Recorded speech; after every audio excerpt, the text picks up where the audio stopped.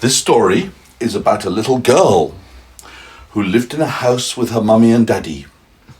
And she had no brothers and no sisters.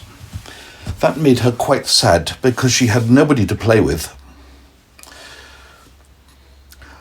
Every day, her mummy or her daddy would play with her a little bit, but they didn't have a lot of time because they had things to do in the kitchen, in the garden. Daddy had to work. Mummy had to clean the house. So they only had a little bit of time to play with her, and she didn't know what to do with herself. Then one day, when the little girl, whose name, by the way, was Amy. Amy? Yeah, sure. I'm not the bears. What did you say? This is a different song, not a good, not Amy with the three bears. No, it's not Amy and the Three Bears, but that would be Goldilocks, wouldn't it? Not Amy. Anyway, so one day Amy was... Can I drink some oranges? Yes, in a minute. I'll organise it. But first we're going to tell the story. Anyway, one day Amy was out with her daddy walking in the park, and they went past a hippodrome. That's where the horses are riding. And she saw the horses and she looked at her daddy and said, "Look at those lovely horses. Can I have one, Daddy?" Well, you can guess what Daddy's answer wasn't? Can you guess? He said no. No. He said, "Our garden just isn't big enough for a horse." "But I want one, I really, really, really want one." So Daddy said, "All right, well, you have to be, if you're very, very good, and you write a letter to Father Christmas, maybe Father Christmas will bring you one, you never know." So that's what she did. First of all, she was very good. She did everything she was told by her mummy and daddy. And then she wrote a letter to Father Christmas. Shall I tell you what her letter said? It went like this. "Dear Father Christmas, I'm a little girl called Amy. I'm only 3.5 years old, and I want nothing more than have a pony. I love ponies. I love horses. I would really look after him, I promise. I know it's a tall order because I don't think you can fit a pony in your sleigh when you come and land on our roof. But if only you could bring a pony, maybe you could bring one and he could pull the sleigh to our house, and then you could leave him behind and I'd look after him. I know our garden isn't that big, but don't worry. I would take him out for rides every day, and I'd groom him by brushing his fur. Was it fur? What else has it got? Coat. No, his coat. He's got a coat of horsehair. I'd brush his coat every day, and I'd feed him well. Please, Father Christmas, I have been a very, very good girl, and I'm going to keep being very, very good until Christmas Day. And if you bring me one, I'll even write you a letter of thanks to say thank you very much. And I'm going to leave you some whiskey and biscuits by the chimney just so you know that I love you." Well, Father Christmas didn't reply. Eventually, Christmas Day came, and there she was very excited, and she went to open her stockings, but her stockings were quite small, and there were a few presents in there.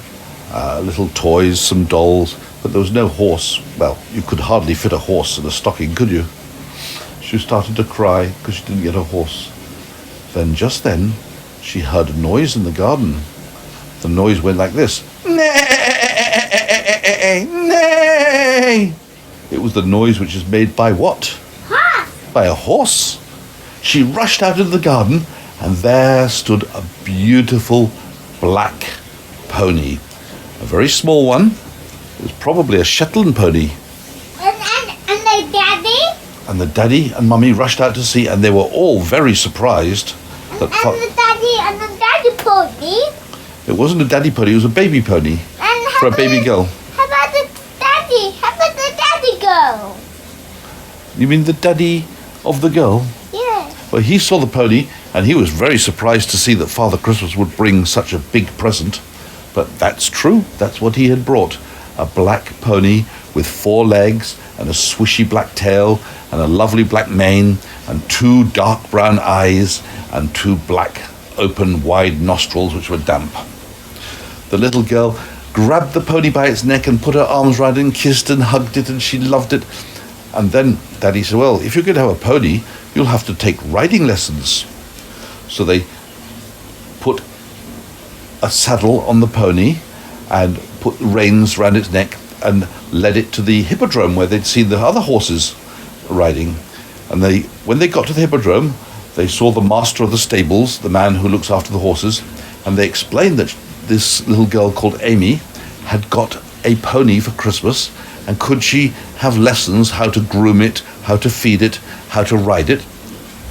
Well, the man said, yes, of course. All you have to do, Amy, is come here every day with your horse, and every day you can take it for a ride. I'll teach you how to ride it. I'll teach you how to feed it. I'll teach you how to groom it. It's a lot of work to look after a horse. I'll do it, said Amy. I don't care how much work it is. I don't mind if it's 4 hours a day, 10 hours a day, even all day and all night, I'll do it. Very well, said the man. Seems like you like ponies. Yes, I love ponies. So that's what happened.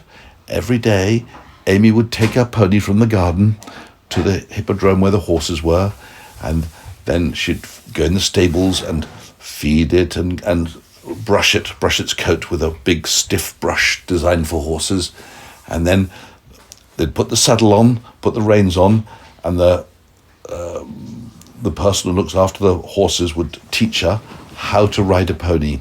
She had to wear a uniform for riding a pony with a rider's hat, a rider's crop, which is like a leather stick to tap your pony to tell him which way to go, rider's boots, which are long black leather boots, and jodhuppers, which are very tight rider's trousers.